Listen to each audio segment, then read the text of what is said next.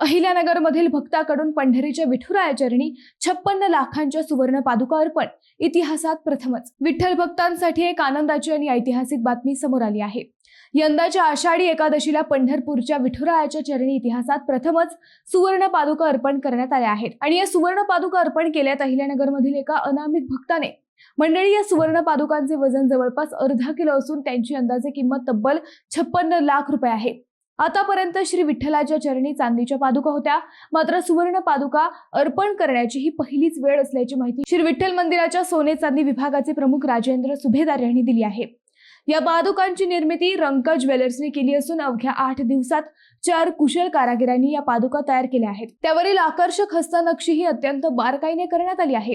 या सुवर्ण पादुकांचे आणखी एक विशेष वैशिष्ट्य म्हणजे विठ्ठलाच्या चरणांचे प्रत्यक्ष मोजमाप न घेता या पादुका तयार करण्यात आल्या आहेत।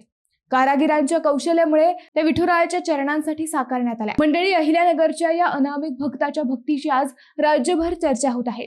श्रद्धा, सेवा आणि समर्पण याचं हे सुंदर उदाहरण मानलं जात आहे।